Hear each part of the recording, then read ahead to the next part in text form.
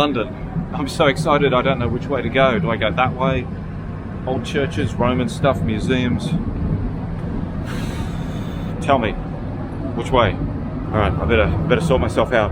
I think I'll go that way.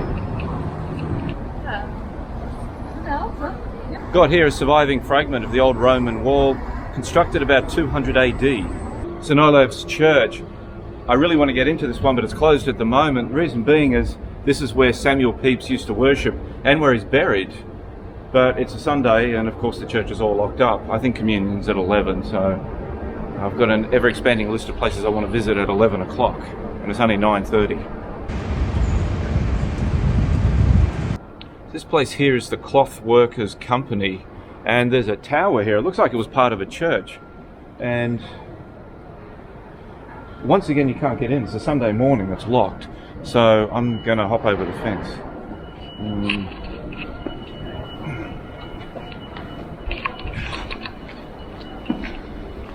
The Tower of All Hallows staining dates 1320, is believed to be part of the second church on this site.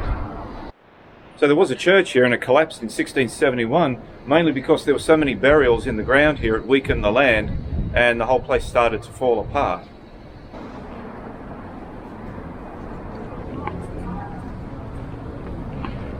Bank of England.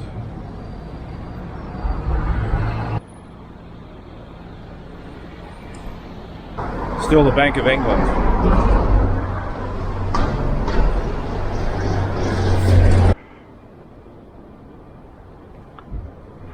Right now I'm standing outside of Guildhall. That's it right there. It was built in 1440, but it was built on the site of what used to be the Roman amphitheatre. And out here, the front of Guildhall, marked in a black line with these stones, that curved line of stones, that marks the edge of the Roman amphitheatre, and there's remains of it inside the art gallery. I don't know if I can get in yet. Everything in London seems to open late on a Sunday, which is a shame. You know, it's millions of tourists and they can't get in. I was just checking out the Guildhall art gallery, and unfortunately, my bad luck, the Roman remains, the amphitheatre downstairs, which normally is open all the time, is closed today. May 22nd. I just so happened to arrive on the day that the amphitheatre remains cannot be seen. So, alright, well that's two churches and an amphitheatre I can't get into because it's Sunday.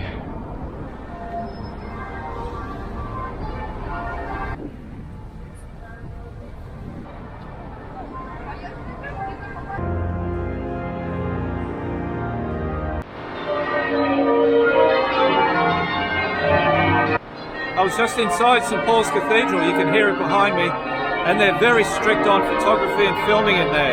Because it's Sunday and there's services, there's absolutely no photography whatsoever. You can film on weekdays, you know, when there's no services, no videography whatsoever. I made an inquiry to one of the staff there, one of the guards, about photography. He told me. Then all of a sudden these other staff members come over and security, because they heard me say photography, they suddenly get all anxious and angry. It's like, you can't film here. It's like, relax, okay, I'm just asking. I'm just asking what the rules are. They're really strict, really full on. If New York is the city that never sleeps, London is the city that never opens on a Sunday. This here is Amen Corner. These are some of the oldest houses still standing in London.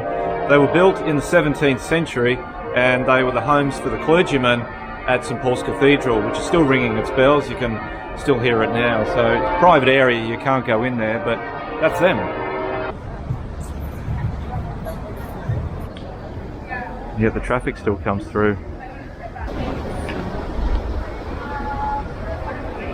This area here is called Little Britain, and across the road there's a memorial. There it is, just over there.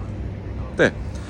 Memorial to William Wallace, the guy in Braveheart. He was executed just near this spot in whenever it was 1305. This gatehouse here behind me dates from 1595 and is a rare survivor from Tudor London. It was built by William Scudamore above the nave of the old St. Bartholomew's Church, and miraculously it survived the Great Fire of London of 1666 and the bombing by the Germans in World War II. Here we go. The building behind me there is 41 Cloth Fair. This is the oldest surviving house in London. Dates from 1597 to 1614. That's when it was built. It's those two, just there, those two, right there. Survived the Great Fire of London. Apparently it survived because there was, the priory walls were around here. The building there was actually surrounded by big high walls. That's why it survived.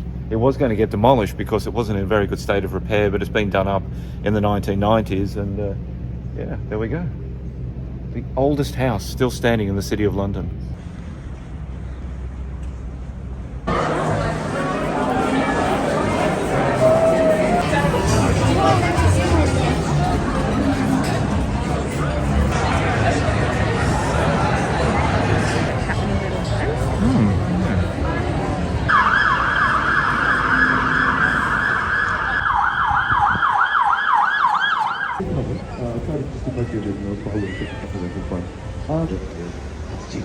So I don't like to do that when we do this all night.